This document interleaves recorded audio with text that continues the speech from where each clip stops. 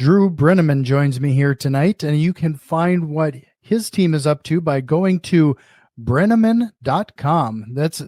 I can't believe you managed to get your last name as your domain name, but Brenham.com. That's going to be a clickable link, of course, in the show notes.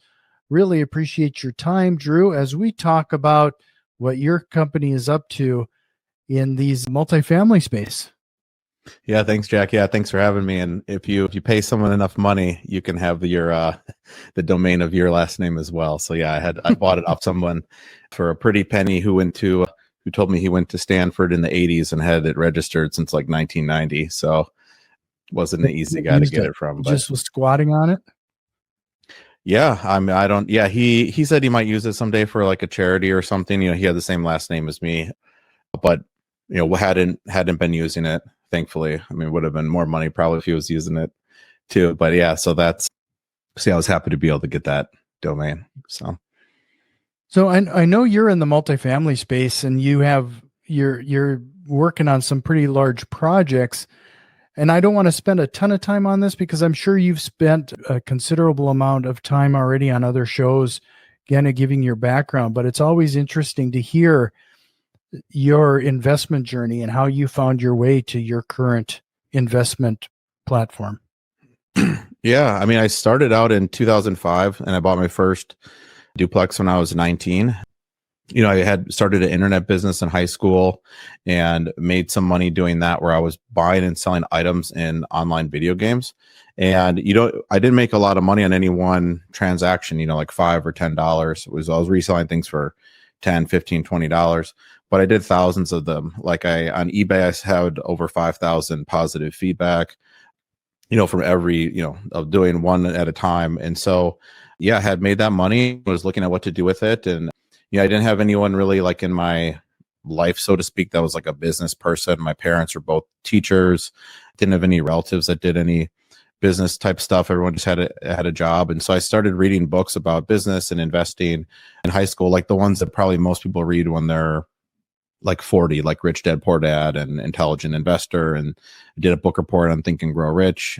But I really liked what I was reading in these real estate books, is how you combined an investment and a business essentially, and had all these different ways you could make money. And the stuff you and I'm sure the listeners already know about, like cash flow and paying the loan down and tax breaks. So I liked it, and I decided, why don't I buy my first property when I go to college? And I went to college at UW-Madison, and then I bought 2 duplexes when I was 19. The first one for $216,000, and the next one for 300 something thousand. So not huge deals, but was able to, use the money that I had made to put down in those. And then the next couple of deals I bought were closer to no money down. 3 units that I bought, each for like around 700,000, and then graduated and went up to Minnesota, and that's where I met my first investor when I was working full time at a developer. And then we were sort of, if we want a quicker version of that, then over the next 10 years, we bought $100 million of property together, me, him, and his son, throughout Minnesota and Chicago, which I had relocated to later on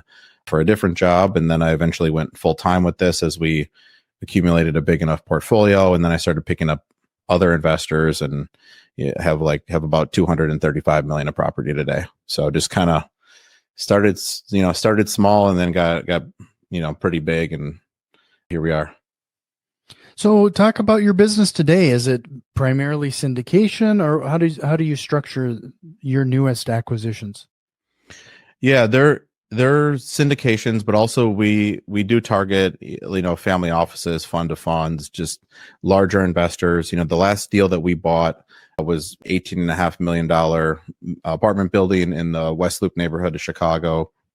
And like the equity on that, it was, half the money came from just one family office, and then the rest was like 22 different investors on that. And so just kind of a mix. And then I think we also have been chasing around some bigger deals that would be $10 million plus equity checks. And then for those, we've been taking them just to family offices that can just write that kind of check. And then I think our investors that we've had in our deals that invest, $50,000 or $100,000, they would come in just alongside us on the co-GP investment as well. So, and then in terms of what we're targeting, when I started out, I was buying all sorts of different product types, but really around 2013, I started specializing in multifamily. for a lot of reasons, just has the best debt availability. I really like the 1 year leases where you don't have to re-rent it every day like a hotel or month to month like self-storage, but you can, as things are improving, you can raise the rents quick enough compared to our commercial deals where we were locked in there for 5 or 10 year leases. And then I had identified a really nice niche where we were buying newer properties, usually stuff that has been built since 2005 till today, but where the rents are below market, and maybe there needs to be some renovation, like simple capex, but nothing like a gut rehab since it's still a newer, nicer building. But oftentimes we're ripping out carpet and putting in vinyl and upgrading the appliances and painting everything a different color. But yeah, we found good, really good footing with that strategy. I've done 14 full cash out refis. So acquire the property, raise the rents, and then put a new loan on the property and return all the equity. So, but I think that strategy, that we've liked that, where we recycle the same sort of pool of capital with that. I think, you probably don't want to have every deal that way, because once you add the value, you're re-levering the property up. So we do have like a relatively high debt load on those, but they're all fixed rate. And we did that back when rates were in the 3s and low 4s. So those deals are doing quite well, but it would probably be, so I like to have a mix. So then a lot of the other deals, we haven't done any cash out refis, and those are similar business plans, but then, we're just not pulling out additional money. We're planning on just holding it for, 10 years or whatever the case may be. Yeah, you're talking about a lot of stuff there to unpack. The increasing of the rents, for example, you must be acquiring some properties. Are they typically mom and pop type situations where they're just undervaluing the rentals, or where are you finding these opportunities? It's been I guess it's kind of shifted over time. So like in 2013, it would have looked like it was a building that was built to be sold as condos, but it went back to the bank, let's say in 2010 or 11, and as a foreclosure. And then we, someone acquired the note, and then we went and got a hold of the property to buying it from whoever foreclosed the owner out. But they didn't maximize the operation. So then we were able to go in and raise the rents, where the prior owner just got it so cheaply. With their strategy, there was still a lot of meat on the bone. And then those deals started drying up in maybe call like 2015. And then all the deals, let's say from 2015 to 2019, they were either off market, like from someone that I knew in the market. So like a property management company or another owner. And so then we were buying them at really good prices, given it was a direct deal. So, we were saving on brokerage fees. And then and then also usually there still was some meat on the bone, but maybe not. You're making it up on the price. And then we bought quite a few deals from developers where they built the building, they do their lease up, but then they didn't really hit the market rents. Like they had to rent out so many units in such a short period of time. They didn't get really like full max rents, where they would need to bring it through another leasing cycle for another year or two to really maximize the rents. And instead of doing that, they opted to sell. And then loan assumption deals. So we've done 5 or 6, I think, at this point. And this is before, loan assumptions now today. It's an obvious strategy where the rates are lower on most of those deals. If you're assuming a loan that was originated in 2019 or 20 or 21, rates were lower then. But we were doing these mostly in 2018, 19, and 20. We did do one last year, but the ones, except for the one last year, the reason we did it was we were getting it at a really attractive price. The seller had a yield maintenance loan on it. They couldn't sell without someone taking the loan on. And then, so we just made an offer that worked for us. And then they had, so few bids on it, having to assume like a 5% interest loan, that the numbers look great for us. So it's been a wide variety of different deals. So the loan assumption thing, that's kind of starting to dry up as well now. Is that? Well, really more what I was getting at is, let's say if you did a loan assumption deal in, let's say 2020, what that probably looked like is somebody financed the property in maybe 2018 when rates were in the 5s and 5. Mm-hmm. So let's say it's 5.5% was the rate. And then rates dropped into the 3s. So now they go sell this property and they have a yield maintenance loan on it. They might have a 20% prepayment penalty, 20% of the outstanding loan balance. So it's a one of the deals we did in 2020, we bought it for 13 million and assumed a 10 something $million loan. Their prepay penalty would have been $2 million. So they basically, we only can sell it to someone assuming the loan. But what I was saying is why that was the opportunity, it just felt different basically then, was we were buying it cheap enough where a 5.5% rate made sense. Whereas last year when we did a loan assumption, it was the opposite. We're paying basically what would be market pricing for the in-place rents, but we're assuming a 4.6% interest rate loan when market at that time was, maybe call it 6% for a loan.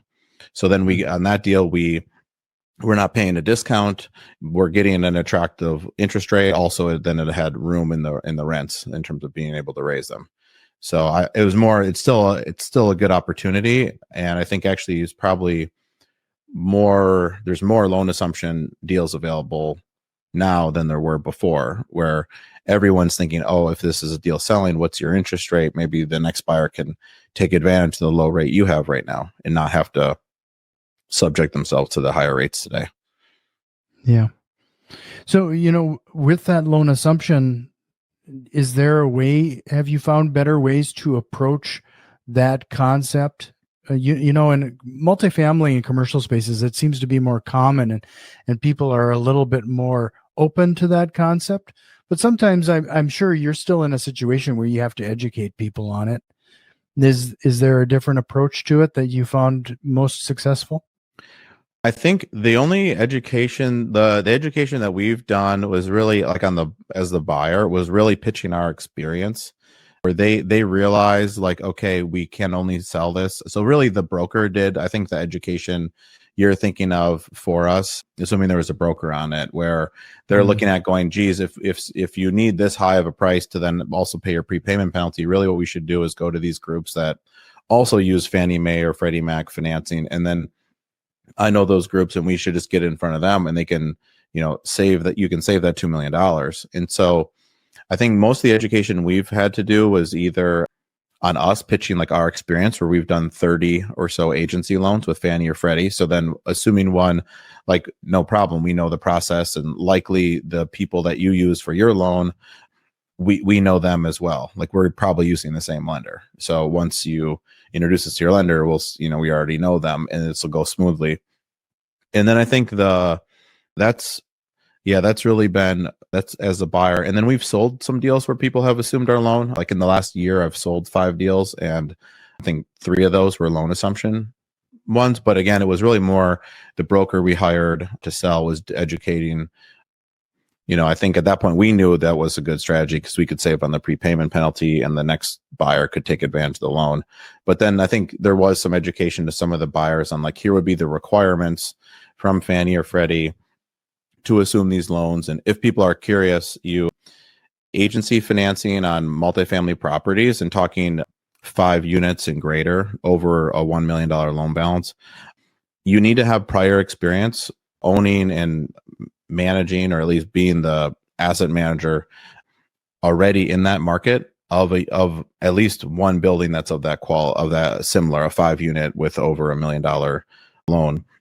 Like, so this isn't for your first loan. So then that's where we've had to, tell some potential buyers on those deals, like, I don't think you'd be able to assume this loan, because they might have the down payment, but they don't in a high net worth, but this is their first deal.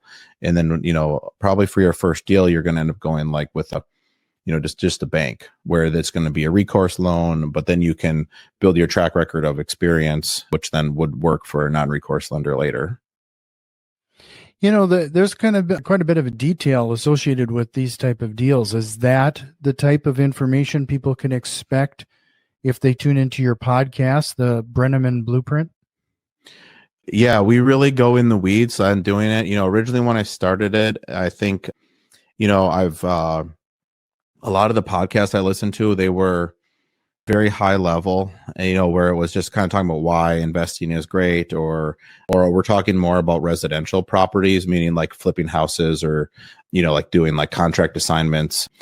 And so, I wanted something that was more to do about commercial real estate and get the people that I was doing deals with on. And, I had my lender on, he's done over 12 billion of financing, and my insurance agent, and the other sort of peers of mine. And I had been living until last year in Chicago for the last 12 years. Now I live in Austin, Texas, so there's, a lot of the guests were from Chicago and doing large deals. And, and it was very interesting even for me, because a lot of these people were my friends or people I work with, but I learned just really a lot more details about what they had done and tips they were giving. Where one of my buddies, Ryan Cahallen, he has over, I said I had 200 something million. He has over $1 billion in multifamily. And he worked nights and weekends for like 20 years, basically building this up and then got to a point where he could quit his job, and then had really hockey sticked up. But it was really just the track record relationships he put in, basically working what seemed like 2-3 jobs for a really long time. So that tip stuck with me. But this is more kind of the type of content we get into. I know, but we also do episodes where we try to focus on what passive investors should be looking at in a deal or in a potential partner or sponsor they could invest with. So I try to have a little bit of a variety, but a lot of times it ends up being real in the weeds stuff like this, since this is what we do every day. No, I appreciate you pointing that out. Again, if you want to learn a little bit more, look for Breneman Blueprint in the podcast apps. But Breneman.com is going to be a clickable link in the show notes. And if you like what we're talking about so far, do us a quick favor and share this with one of your investor friends. And if you're watching this on YouTube, give us a quick thumbs up and subscribe to the channel. So, Drew, I know that you have quite a bit of technology involved in your investment, especially coming from what you did previously. I'm guessing you're bringing a lot of that technology into the real estate world, bringing it forward. Can you talk a little bit about what you're using, how you're using it, and particularly maybe even not only finding the best opportunities to get into, but even the markets you're currently involved in?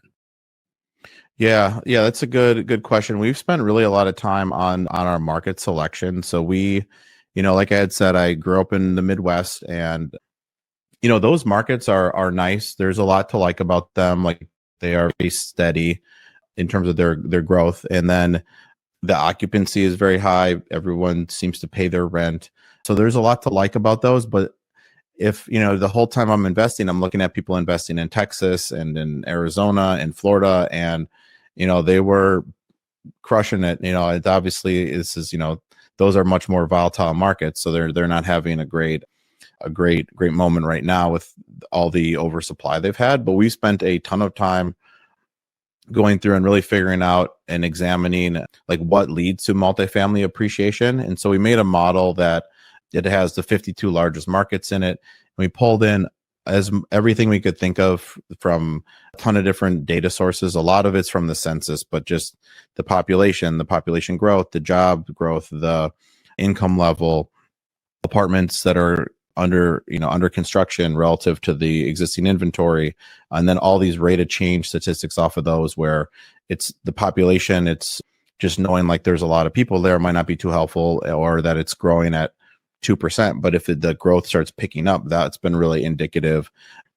And then we figured out what was correlated with the growth, and then be able to kind of see what is projected for those same stats next year and the year after, and then project what markets are poised to appreciate the most. And I mean, if people want to know, I mean, the takeaway on that is in the next couple of years, the Midwest markets for multifamily are at the top of our model, that. And then I think Miami is the first like Sunbelt city to appear in this. And the reason for that, I think a lot of these Sunbelt markets, they got overbuilt and they have a lot of supply to work through. Whereas in the Midwest, things never got that frothy. I was talking about how I refied money out of those deals, but, I bought, they were at, 4% interest rates, and the deals were being appraised at, 6 caps. So there was still like a big spread there where, things were upside down in the Sun Belt for a while, where people are buying 3 deals that are a 3% cap rate, and borrowing at 4%. So just banking on that growth. So that's one. And then one of the guys that I hired, he developed an underwriting model that he had built while he was working at a $50+ billion private equity shop. And when he was working there, he thought their model, even though they had done billions of dollars of deals, wasn't too good. So he made his own in 2020. And then, we've improved it since he came over to Brenham Capital. And then from that, we made an investment database where you click a button in our model and then it moves it to a separate Excel file that we have as our database. And that is every deal we ever underwrote in it. And it pulls 900 different data points off of the model, just everything. So what would be nice is, let's say you're underwriting, let's say I'm in Austin. So let's say you're looking at 100-unit deals in Austin that are built, around in the 1990s, and you want to compare how you're underwriting. You can go back and look, okay, what did I underwrite for insurance and repairs and all these things on all those deals? Because one thing that I suspect happens at a lot of investment shops is the deals they end up buying, they pencil out in their model, but there's some reason that they didn't notice, like, oh, on that one, we thought the insurance would be lower, or we went a little more aggressive on repair and maintenance, and they're not exactly underwriting apples to apples. And then the one that kind of proceeding with, maybe it was just underwritten differently and wasn't all that different than the other deal. So we're able to, really compare what we've underwritten, and keep it standardized. And then also it's great once we see like a deal sell, we can go update the price, update it, and see like, here's really where things are selling. Because one thing, if people are investing in deals themselves, they already know this. But oftentimes, let's say if a broker tells you the cap rate on a property, the real cap rate's actually lower. They are using the broker expenses, which are very light, or maybe higher rents than are in place, assuming like, okay, we're going to use the market rents or something. So usually, if like a broker says like, oh, it's going to sell for a 6% cap rate, when we underwrite it, usually it's like a 5.25%. Like a 5.25% cap rate. So then we have, we have the investment database, our market model, and then also we have just a lot of technology, like to kind of use all that stuff. So we use Red IQ, which scrubs rent rolls and financials we would get on a deal that's for sale. And what I mean by that is we get it usually in a PDF form. So then a lot of people would spend a ton of time entering that into Excel. And what Red IQ does, it actually will convert the PDF to an Excel file, but also you can change the categories of what the expenses are, or the rents, or the income category. So let's say an example, like let's trash, for example, that expense. Some people put that in repairs and maintenance. Some people put that in contract services. Some people put it in utilities. Where you put it doesn't really matter, I would say, but it is that you would maybe underwrite every deal the same way. Like if you want to put in repairs and maintenance, but you got a financial where they put in utilities, you can make that move right there. We then hit a button in Red IQ, export it to Excel, and then you paste it into our model, and then our whole model is already populated. It just flows through the whole model, and then we start changing other variables like what our next year's rent's going to be, purchase price, the financing, all that. And then we spent a lot on data. We've subscribed to Moody's and CoStar, Yardi Matrix, a CRM to track all the deals, all the broker type contacts, lenders, equity investors. So a lot. I know that's a long answer. So no, I appreciate the detail, because I like to give people a glimpse into the amount of work that goes into some of this, because I hate to give people the impression that they can just jump in and find something off of Craigslist. Yeah, I mean, what's interesting is the second deal I bought was out of a newspaper ad, so pretty similar to maybe Craigslist. And that's fine if you're buying a duplex and it's your own money. But where this whole sort of all this investment started is once you start taking outside money, or let's say you had to pick up an employee, like then everything really starts ramping up. Okay, you have investors now. You need quarterly reporting, you need a pitch book. When I was investing my own money, I didn't need any of that. Only my own money. You didn't need any of that stuff. I liked the deal. I liked the cash flow. I thought it was a good price based on the rents, and I bought it. Mm-hmm. But then if you want to start having investors and take this seriously, I mean, a lot of what I said, a lot of shops maybe don't have some of the technology around the database or how their model's set up, but they all are, they all have an investor relations portal and, things like this. And that's, and we have one too, where we use Juniper Square as well. Because then you can see if you're an investor of ours, you can see all your deals right there in your screen, all your distributions. You can pull your tax forms or K1s or quarterly reports all in one spot. So, that's, a lot of technology. And then as things get, but it's the people I've hired too have helped a lot with it. Like it's been great to have, where I think a lot of the stuff I just rattled off, I mean, most of that I did not make myself. So you mentioned that the information that they provide, especially around the cap rate, it sounds like it's for the most part fiction versus any kind of an accurate picture. How many do you say? Is it almost like an 80-20 rule? Is 80% of it the ones that you review are just way off, and there might be a small group that actually are good with the numbers? Like what would you say? How many deals do you have to review to find one that actually pencils out right? Well, in terms of what the broker cap rates to what we think the cap rates are, it's 100%. They're never the same. You get a broker, you get a broker offering memo, and they'll say the year one cap rate is, whatever percent, but then they grow the rents 3% between today and year one. But it's like, wait, isn't year one right now? How did you grow the rents, for tomorrow? Like you didn't just re-rent the whole building, and all their expenses are always aggressively low. But you need to understand it. Like a broker, their job is to put the property in the best light, get you to look at it as a buyer, and they're really serving more as like a sales function, also as an advisor. But at the end of the day, their job is sales. So they don't want to send the deal out and then be saying, hey, watch out, the taxes are going to be reassessed next year. A lot of buildings they're coming out really high. Like that's for the buyers to be thinking about, and the owners, like they want to put it in the best light and say, you decide on what the taxes are coming out. I talk to your people. I'm going to assume they don't change, and then, but in terms of how many do you need to look at to buy one? I mean, a lot of people say the rule of thumb is, you look at like 100, offer on 10, 3, get pretty close, buy one.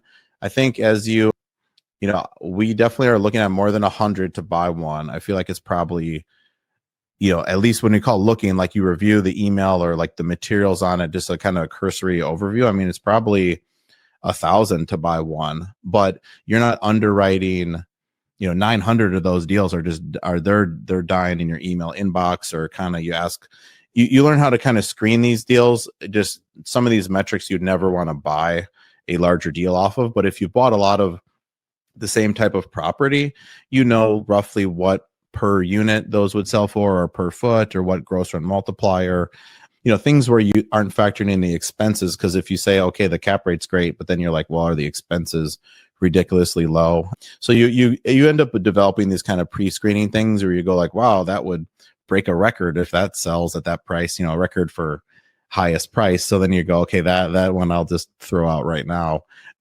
But yeah, so it's you have to look at a lot, and so that's what makes this. Sometimes I think to myself, and it's not always the case, but like I do think like a lot of the work we do, in a way, we sort of pay for ourselves, or we charge an acquisition fee and then a share of the profits if the returns are over a certain percentage.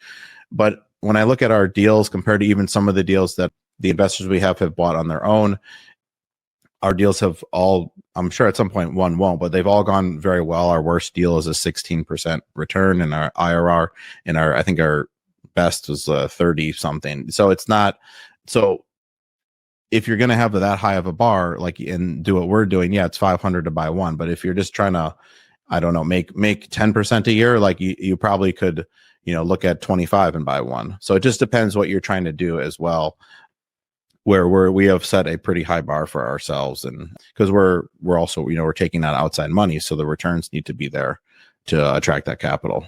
So yeah, I was questioning whether to even bring this up, but I recently saw, and I'm going to paraphrase this quite badly, but it was a quote with Grant Cardone. Have you seen him?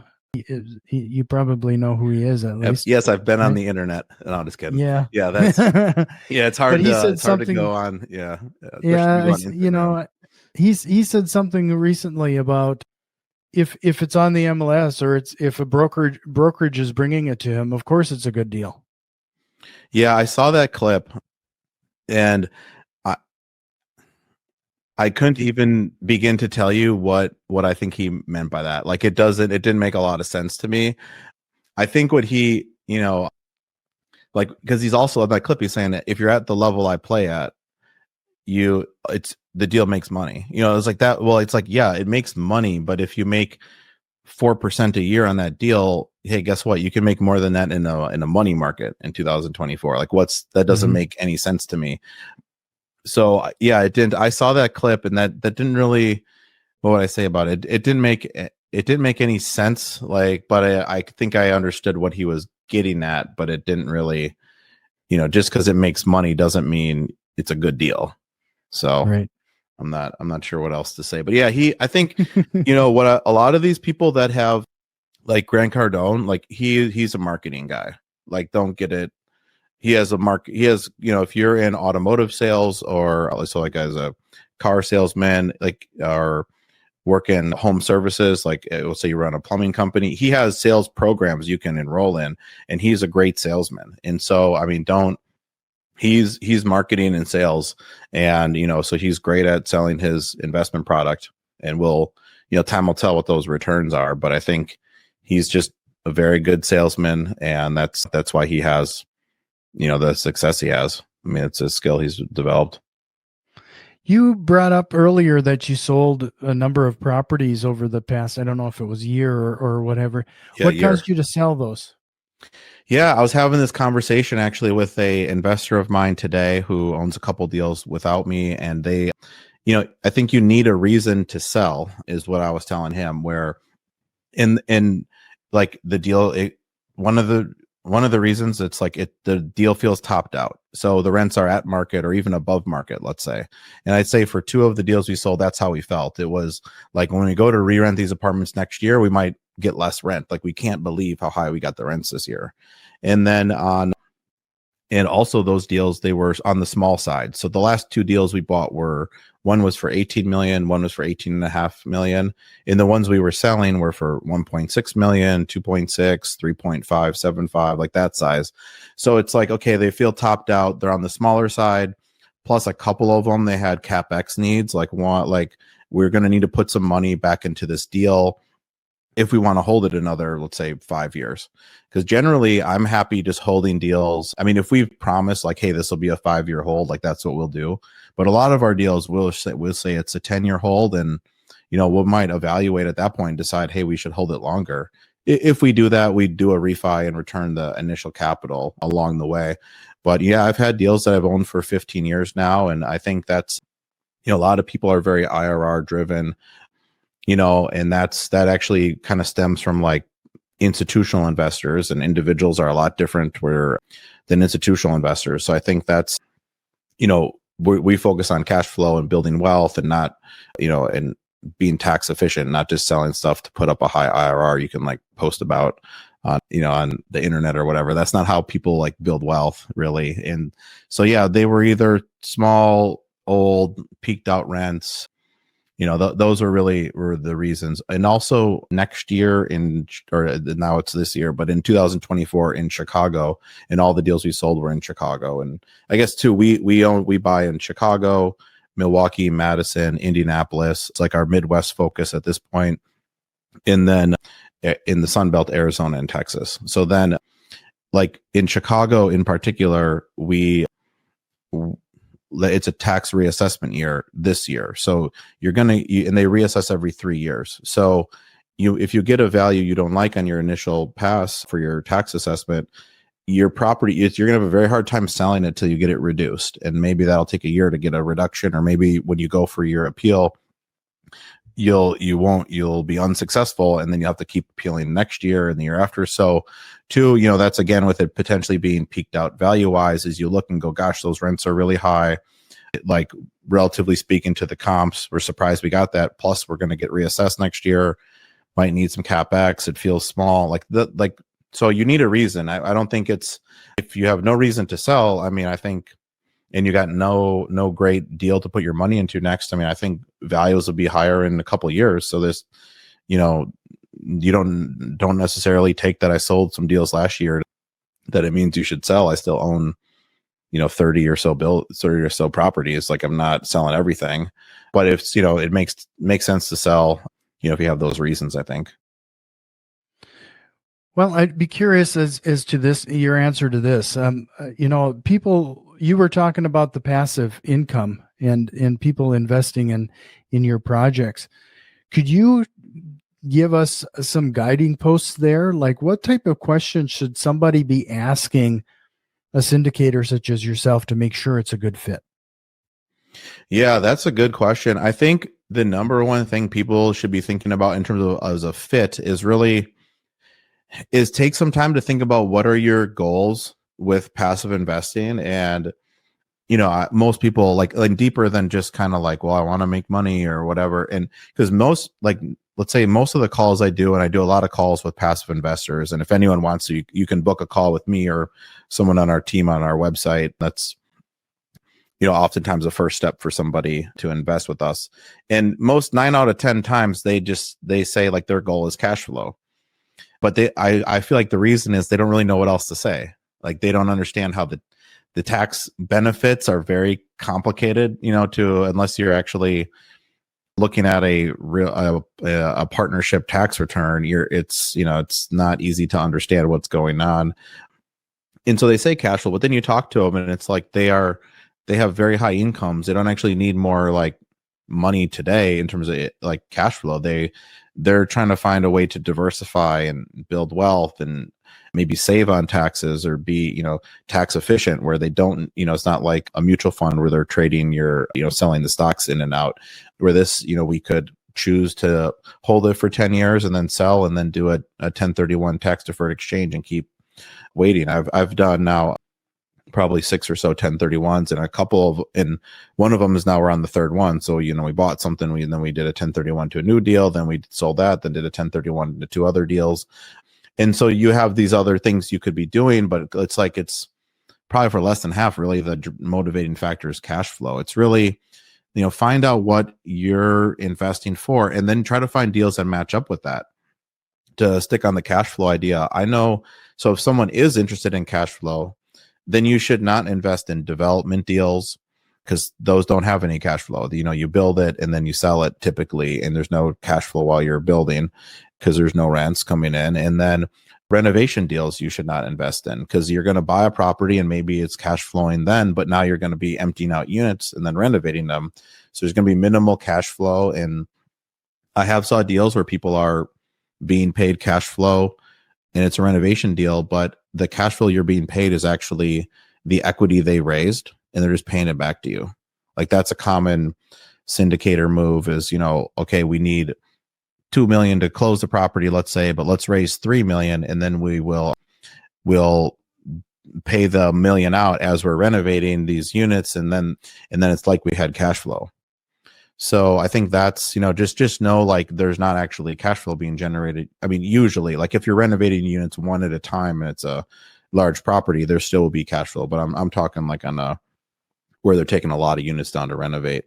So yeah, I think matching up what your goals are, I think is number one. And then, what to look for. I mean, you want somebody that has the experience of doing this, where I think a lot of people got started in like 2019, 2020, and, maybe took a course or something and are doing it now. And so I think ideally, you want somebody who's been doing it, I think longer, has experience of things not going right, where it hasn't just been like straight up like it has been in recent times until very recently when things stopped going straight up. And I think that's that's important, just really looking at their experience, but experience in doing what this deal they're proposing is, where it might, I've been doing real estate since 2005, but it's been mostly multifamily. So if I decide to do a hotel, which I've never done before, like I would approach that with caution if I was an investor. Like I have a lot of experience, but not in this. So if I was looking at that as a passive investor, I'd say like, are you bringing on a partner or how do you know how to do this hotel? You've never done it.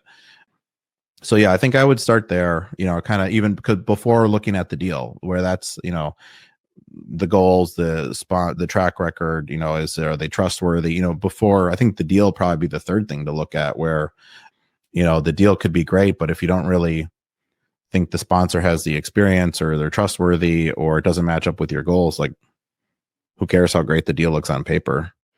Well, this has been a great conversation, and there's so much information that you can garner for Brenham and his team. I'm going to send everybody to your website again, but more importantly, if you're interested in this type of investing, you might want to check out Brenham and Blueprint, the podcast, as well as Breneman.com. That's going to be a clickable link in the show notes again. But Drew, I think we could keep going on and on. I have a million other questions for you. But before we transition into the rapid fire questions, is there a question or concept you think we should have covered here up to this point? No, I think, this has been great. And I think, no one's ever asked me about Grant Cardone before, but but I did see that clip so that I was like, I can see where he's going with this, but it just sounds bad the way he's putting it out, where like, so that was funny to think about, but this was great. Yeah. A lot of things I haven't been asked about before. So this was fun. Well, if you're ready, we'll just jump into some rapid fire questions and learn a little bit more about you and your business. Sounds good. What lie do real estate investors tell themselves and sometimes to others? I think I started touching on it, but I didn't really go like fully into it. I think the lie is, that the IRR is the best metric.